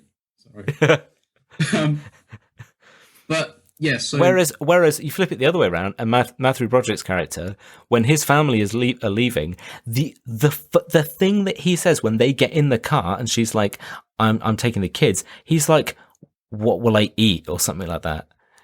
Yeah, he's like, "Well, what do I want to eat?" And I'm like, "Oh, wrong answer, wrong thing to say when she's looking at you about to drive away, like." Say something, make me stay. And he's like, when are you going to make me some food? He's like, hang on, when am I meant to cook, actually? Cracks open a Stella. What are you doing in the car? Yeah. You should be in the kitchen. Let me can't drive. Like, jumps in there. Put it foot your love. Come on, it's a Saturday. Christmas Day, isn't it? Boxing Day footy. But yeah, so that's why I love it, because like Mathew Broderick is like he's the good guy, but he's actually such an arsehole. And Danny DeVito is an arsehole, but he's actually a good guy. You know what I mean? Yeah. So good. The true meaning of Christmas. So deep, man. Really deep in those assholes. I'm sorry. yeah, there we go again. There we go. There he goes again with his... Oh, no, for fuck's sake. Yeah. Why do I always walk into this? Because you love it. Oh, God. There he goes again. But the best bit in the whole film, and this is what makes it my favorite Christmas film, my favorite Christmas film ever. Yeah. Is Danny DeVito is like, I'm gonna break the world record for the most lights ever, and he just like he's got the news crews there, and have they made up? They made up with. No, they don't. No, yeah, so sorry. It's when his family are leaving that literally his wife is like in the middle of leaving while he's doing this kind of his DJ set for everybody. He's got like crowds and news crews, and he's putting on his biggest show where he's got like all of the lights coordinated. You see him with some coding shit earlier where he's like, I gotta organize the lights so they fit with the music. No, but he's got a fucking like mixing deck, but all the lights, they're like synced up with he's like fucking spinning, and later on the fucking, because I think that's the bit where they leave. They're like, that is the bit where they leave, because they leave and he's looking at her confused, like, but the lights. And the great thing about that is he's like spinning the tape deck like for all the lights, and after he's done, it's like smoking. It's like, shit's fire. But yeah, so they Danny DeVito and Mathew Broderick realize that they're awful husbands, and they're like, I know, why don't we do something really romantic and amazing for both of our wives? And like within the space of, I don't know, few hours, 4 or 5 hours, they've cooked an entire Christmas meal out of Mathew Broderick's wife's new cookbook as a gesture to be like, which she got that book out quick. But she's like, sure. She had him in the bag. She said she's actually just like, they're like, oh, you should write your own cookbook. She's like, yeah. Oh, I actually don't know how to. Here's one I made earlier. yeah. So I don't know how to cook, actually. I've just been copying recipes. I'll just do that again, actually. I've never actually cooked in my life because we have a massive house and I just got the servants to do it. Yeah. She's like, what do you mean? Oh, and then she looks around. There's like people milling around, like doing all the cooking, put up the decorations. She's like, oh, I never noticed them. She's like, they were behind the camera. So it's like... But yeah, so like they make a big meal out of all the stuff from her cookbook, and they take down all the lights from Danny DeVito's house and make like a runway from the motel across the entire town all the way back to Mathew Broderick's house where they've cooked this dinner. Yeah, presumably stealing power from everybody on the way. Yeah, because there's still thousands of lights. But I was like, they did this. It was dark when they left. Yeah, I know. They've been in that motel for 3 months. Yeah, this film's set in like September. The last bit of the film is fucking Christmas Eve or whatever. Yeah. But yeah, so they make a runway. They're like, oh, even though you've destroyed our house, sold like, Danny DeVito buys the vase as well. And she's like, oh, thanks. Yeah, he buys it back, and I made a note saying, okay, he got the vase back, but he still sold it. Yeah, like exactly. He still made that decision to sell one of the things that meant the most to his wife in the entire world. Something that was like such a relic to her from her, I think her grandma. Yeah, so valuable, and it's on a pedestal, and she clearly is like it's something that she treasures above almost anything. And he pawned it off so he could have some Christmas lights on his fucking house. He lost his job again. Like there's clearly friction with that, with him jumping jobs because he's not inspired. She's like, can you just fucking get? I don't care. You don't like your job. No one likes their fucking job, all right? Just get on with it. I'm sick of it. Shit together. We are in so much debt. I'm sick to death of you switching jobs. Because he's all like, I sold the copiers, and now I'm selling the cars, and I'm selling the fridges. I could sell anything, but I can't be inspired. And she's like, I don't care. Fucking get your commission and go fucking home. Money. Yeah. Yeah. And that's the thing. She says to him, how'd you buy the vase back? And he was like, let's just say there's a couple credit cards we won't be using again, ever. I was like, wait, is he saying he's committing credit card fraud? Yeah, exactly. The next day he gets arrested. He's like, by the way, we gotta move again. The cops are closing in. By the way, it's in your name, so you're going to prison. Enjoy that vase. Yeah. While it lasts. But yeah, so they forgive them straight up. They're just like, oh yeah, cool. Yeah. All right, bye. They were like, the film's coming to the end of the runtime, so you know what? God damn it, I forgive you. And then the whole entire town are like, we'll help you get seen from space. So they bring all their lights. They're bringing lamps. They're bringing fucking whatever they can get their hands on. They strap it to the Danny DeVito's house again. And then, this is the best bit in movie history. It's when they've put all the lights on, they've regathered the news crews, and they've got live, they're on live call with the guys from fucking Google Earth or whatever. We're the space guys. Yeah, we're NASA or whatever, but for Google. And she's like, the news presenter is like, and we can connect live with the guys at fucking Google or whatever. Thanks for staying up so late to do this thing so you can check whether it comes along online or whatever. You guys must be so tired. And the guy who's like British for no reason, he's like, oh yeah, it's all right because Basil's. It's funny actually because Basil's mum brought us a tin of biscuits, so we're just having a laugh. News presenter's like, okay. I was like, yes. Yeah. Yes. They just, every time we cut to them, they're just like, yeah, fucking hell, we're just chilling out here. We're just doing whatever. They're like such the biggest geeks I've ever seen. They're like, yeah, Basil had he thought he could only get the 3 figures of pi. I could get 6 points after the decimal point, but he could get 3. Absolute crack, I'll tell you that much. And then the presenter is like, why do we keep cutting back to it? Can you see the light? And they're like, oh no. It's a picture.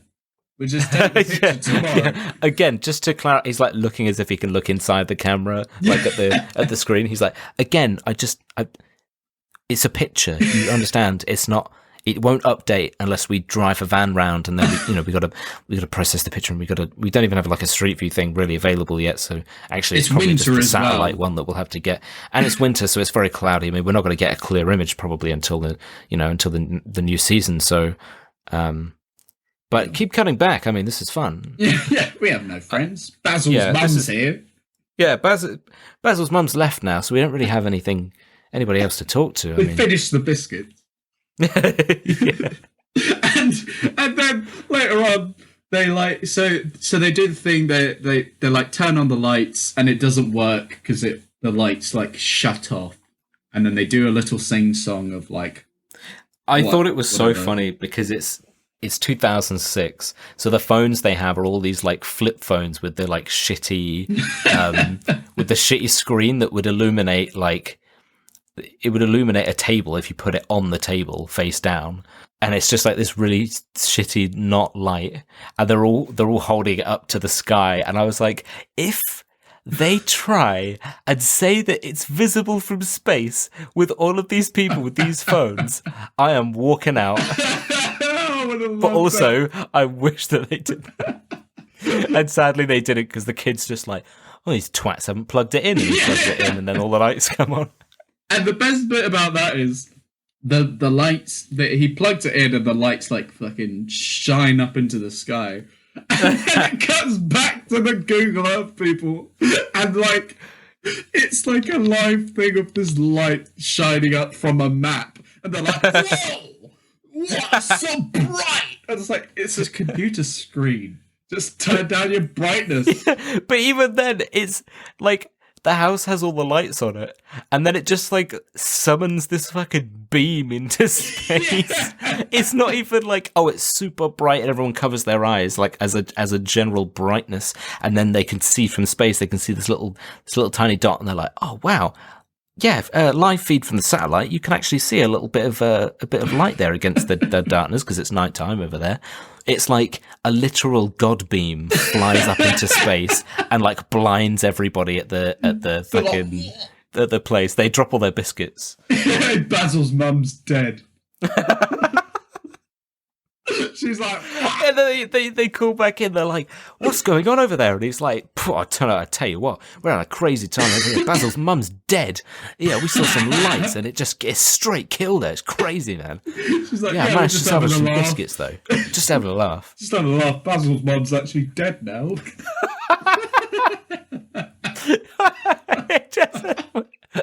Yeah, we're having a good time. It's all right. Basil's mum's dead. Poor Basil. Basil's in the corner. He just shrugs like, ha. Hey, great time. Yeah, crazy, biscuits. Huh? Yeah. He's like, yeah, it's killed straight over. It's crazy. But I mean, that's about it.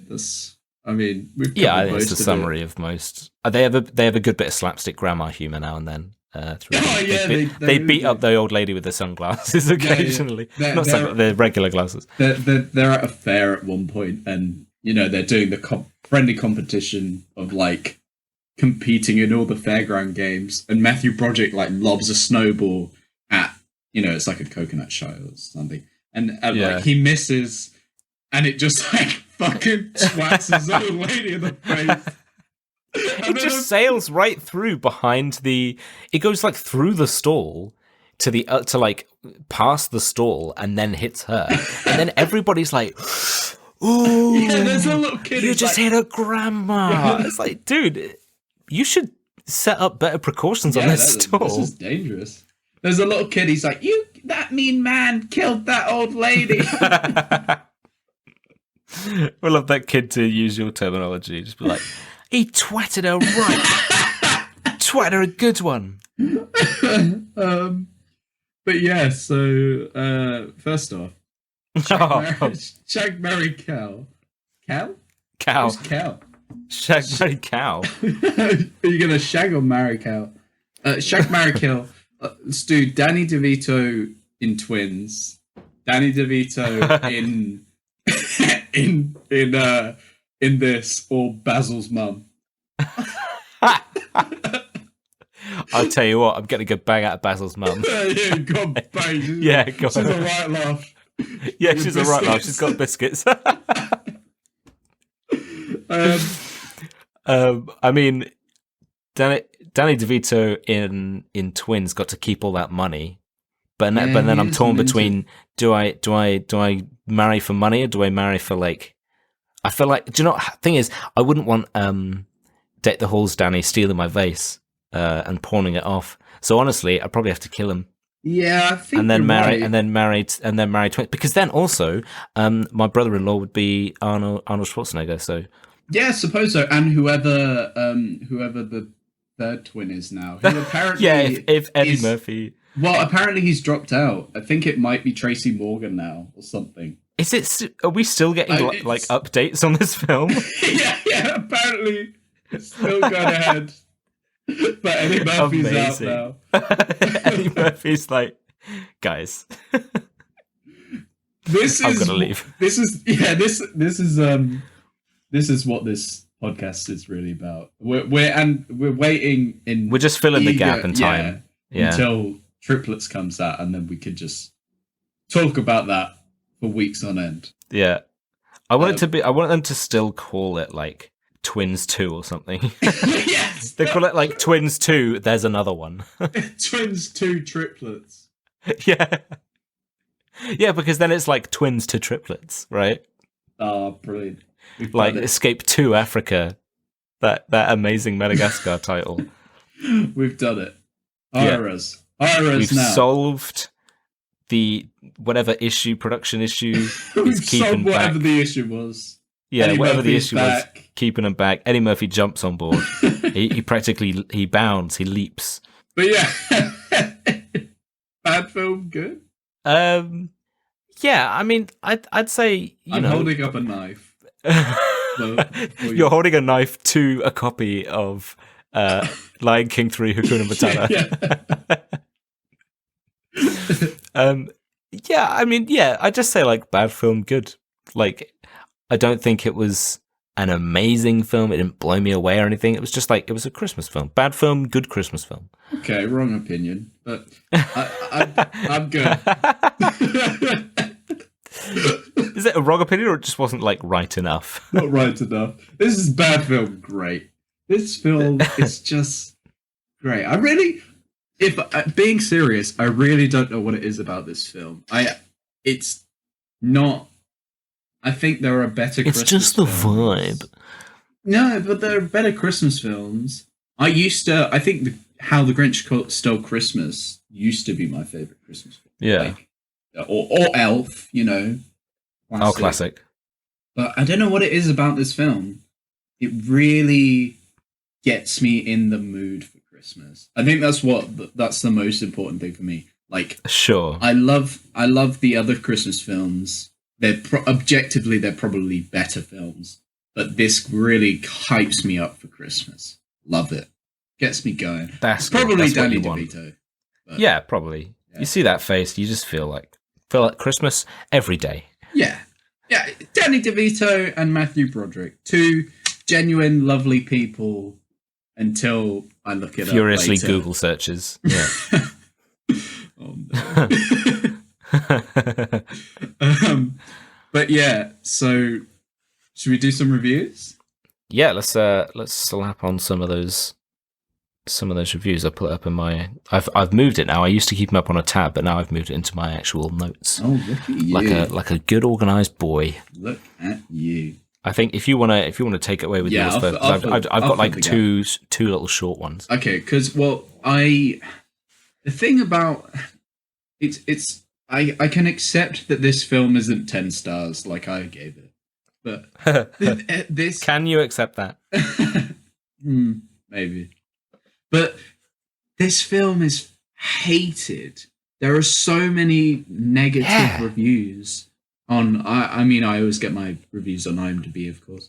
There are so many negative reviews. No, same on Rotten Tomatoes. They're all. I don't know. Like this film, they weren't really that funny. They're all coherent. You know, they're all just like, this film isn't good. The story, blah blah blah blah blah. But this, like, people fucking took the opportunity to title their reviews with puns. Yeah. They of course. Went to Deck town. my ass. Yeah. Yes. Deck my ass. My favorite Christmas film.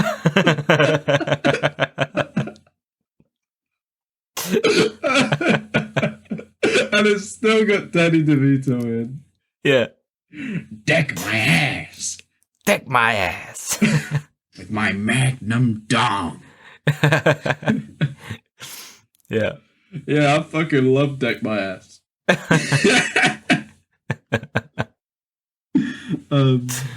Yes, so there are lots of puns, and I've just got the titles of reviews. So there's 2 out of 10, feck the halls. There's 4 out of 10, have yourself a nauseating Christmas. Yeah, weak. The 1 out of 10, Ferris Bueller's Slay Off. Okay, that's better. Deck the Screenwriter. Brilliant. Yeah. Dim the Lights. 2 out of 10. Weak. This one, we forgot to mention this bit. So, calling back to the film, there's a bit in the film where they're out. Rewind. The 2 wives are like, you guys are out of order. You like, this is just getting ridiculous now. I don't care what you do, you're going to spend the rest of the day together and you're going to find something that you are both in agreement with. And they're like, we're never going to agree on anything. And then we totally forgot this. They're watching the stage of like the Christmas fair or something. And then it's like, I mean, why would this be at a family Christmas fair? Anyway. Why would it be, considering the age of them, why would it be anywhere? Why is this anywhere until, I mean, why would it be anywhere for long before the police show up? Because, the police show up and they're like, no, you don't have any authority. You're a cross-dresser. Yeah, exactly. But yeah, they're like, there's a stage and then the announcer comes on and he's like, get ready, men. The dads in the audience as well. Get ready because here comes the sexy Santa trio, whatever. And then, like, the three daughters. So Danny DeVito's 2 twins, and maybe from Arrested Development. They come out and they're like all covered with hoods and stuff, and they're wearing like sexy Santa outfits. And Danny DeVito and Mathew Broderick are like, oh yeah. The first thing he says is like, that's something we can agree on. Yeah. He's like, yeah. And they're like barking at them. And I was like, if you saw that, if you went to like a Christmas, you're like, with everybody's families. Come on, darling. Should we take our young baby boy? It's his first Christmas. Let's go out to the Christmas fair and have a lovely time. It'll be a lovely experience. Oh, look, there's a little nativity scene on the stage and stuff. Oh, look at these young underage girls. They're going to do a nice organized choreography dance for us. And then you like look to your right and there's 2 middle-aged men going, yeah, who's your daddy? Who's your daddy? Boo, boo, boo. Yeah, these 2 guys are going, Juarez, yo! And literally, they're like one step away from just whipping their dicks out in the crowd. They're going like, Mathew Broderick is like, yeah, who's your daddy? Who's your daddy? And then they like turn around, lift up their hoods, and they're like, why our dad's sexually assaulting us. And then they're like, oh my god, I'm your daddy. And I did like it that like it cuts to them like in a church washing their eyes out with the holy water. With holy water. Yeah. And they're like, oh, I'm going to hell. I'm going to hell. I did like that bit. But yeah, so anyway, that's the context. And then the review is, hey baby, who's your daddy?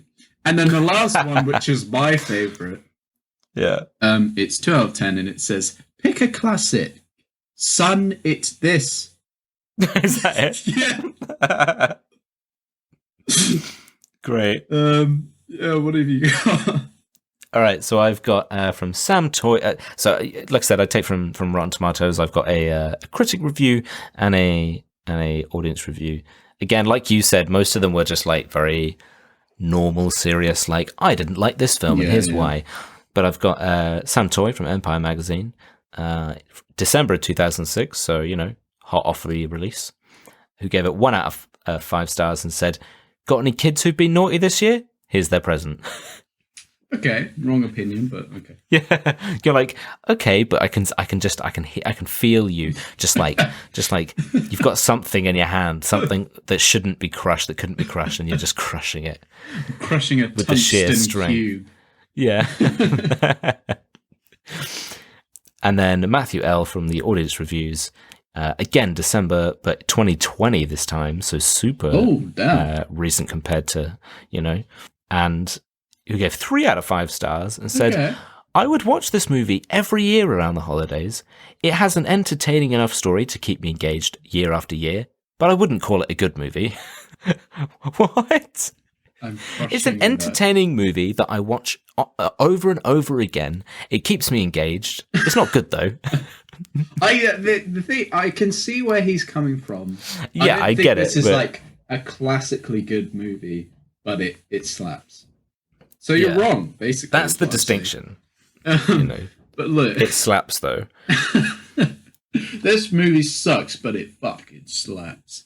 But look, like we've looked at some dumb shit, but should we get into some real lice? Yeah. Should we get into some real lice? Have you got lice? I've got hair lice. That's my real dumb shit for this week. Thank you very much, everyone.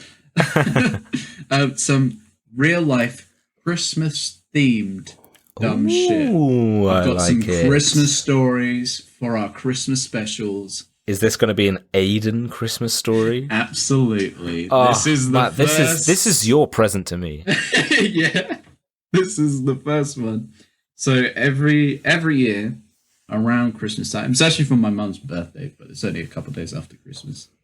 Sure. We go for a walk around a place called Virginia Water, which is a nice place. If you're near it, go. It's lovely. It's a big lake. You walk around. And this is many years ago now, before climate change ruined the planet. There used to be snow and the lake would freeze over and stuff. Dang. And I was quite young. I must have been 8 or something. All the best stories with you being young. Yeah. And like we were walking around and the lake had frozen over and there was like loads of like people had been like smashing it open and stuff, like kid stuff. And there were like big blocks of like sheets of ice, like really thick and stuff.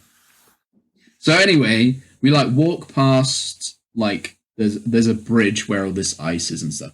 We walk past and it must have been like an hour later. It's a big old long walk.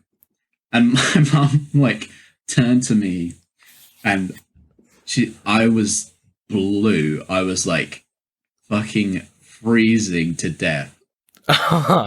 She was like, what are you, why are you so cold? And then she noticed I had like something tucked under. Oh no. Tucked under my coat. Yeah. And she was like, what have you got there? And I was like, this is my friend Icy, and I'm saving him so he doesn't melt. So I put him under my coat, and I just had like a sheet of ice under my coat. so that it wouldn't You just melt. froze to death on your walk home. Because I was holding on to a sheet of ice. What a fucking idiot! Because apparently, like, I wanted to keep it. I wanted to keep this sheet of ice in the freezer or something. I wanted Such to wholesome, save. true, noble intentions. I wanted to save my friend Icy, and then You were the original climate activist. One sheet of ice at a time. yeah. So carrying the weight of our sins. So we got to this other bridge, and Mum was like, "You cannot keep the ice. Take it out of your fucking coat right now." And she was like, because you know I was only 8 or whatever, so she was like, "You're like, I was only 16. I was only like 24. Yeah, and she was like, "You're going to have to say goodbye to Icy." And I was like, "No!" And I started crying. And we had to go like to the side of the river, which was all frozen over, and I had to like bury this sheet of ice. Oh man. So yeah, that's my real dumb shit for this week. The first of Amazing. The first of my Christmas themed stories for you. Ah, that's made my Christmas. And I've got to say, I mean, spoilers, but there are some bangers coming up. Oh, that's brilliant. not even the best of it. Yeah. To stay tuned. Yeah. Wicked. But yeah, that's about everything that we got for this week. Next week, we're doing Santa Claus Conquers the Martians. This is the one I've been excited for a long time. I have the only thing I know is the name of the film. Yeah, same. I have no idea what this is. So that's going to be exciting. Totally you can blind. watch that on Amazon if you want to. But if you want to, Which of course you do. Yeah. Sorry. But if you want to keep up to date with us, you can follow us on Instagram or on Twitter at badfilmgood or one word. We put our little posts and clips of the episode, so you can give us a watch, give those a watch, give us a follow. If you want to send us a message on there, feel free to send us your own dumb shit. That'd be fun. Oh Nice. yeah, give us some Christmas themed dumb shit if you have any specifically. Yeah. Or if you want to send us an email as well, we have a Gmail, which is badfilmgood@gmail.com. Send us an email there. If you want to help support the show, you could tell a friend, that'd be good, or you can give us a 5-star review. But as always, we'll give you an inspirational quote from InspiroBot, which is a randomly generated image with a random quote slapped on top of it. Do you want to go first, or should I go first this time? You usually go. Yeah, go on. You know what? Take it for a spin. See how it feels. Thank you. See how she rides. Yeah. Talking about a car here, okay? I'm not being misogynist.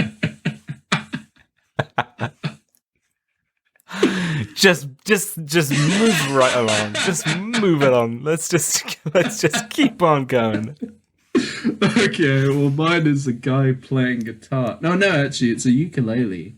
It's I thought you were going to just change your mind about what the image was. No, actually, I'm changing. But a guy can play guitar. Actually, no, it's a stack of books against it. I'm making this up as I go. Yeah. There is They'd no never know. Inspirable. There is no, yeah.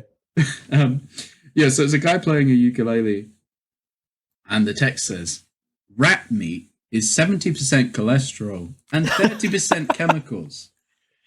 So, in time for Christmas, if you're eating rat meat for your Christmas meal, just know that it is 70% cholesterol, which is quite high.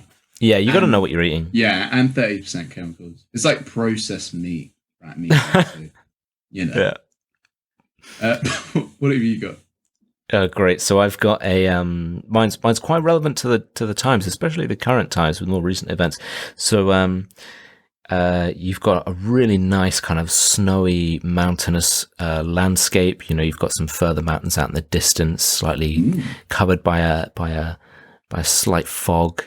Again, like with a lot of ones that I find, half the screen is the sky. It's very nice and blue, very open.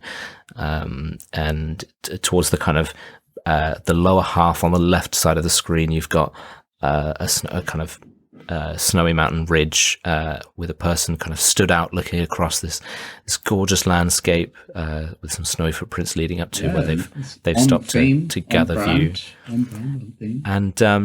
And it says, "Live cool, wash hands." It's so on point. It's so on point. You know, it's snowy for Christmas. It's wash your hands for pandemic. You know, wash your hands this Christmas. Save your lives. Save your Christmas. And if you are gonna have rat meat for your Christmas meal, just know that it is high in cholesterol. So yeah. And just wash your hands. You know, just wash them. Just give them a wash. Yeah, it might be nice. Try it. You dirty. You dirty fuck. It didn't take long, did it? Just wash your fucking hands. You disgust me. But yeah, thank you for listening. It was a bit of a long one, but hey, it's a great film, so fuck. And you know what? It's bloody Christmas. Yeah, not yet, but it is. It's Christmas, all right? It's close enough. Fucking mouth. Shut your mouth and wash your hands. Dirty twat. Fuck you. And if you're still Where's my Stella? I hate you. Merry Christmas. Opens a Stella. Get us another one, love. It's a footy. Put the footy on. Ho, ho, ho. Mrs. Claus.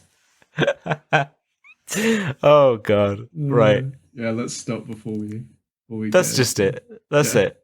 Right. We're done. Bye. Get lost. Goodbye. Yeah, fuck off.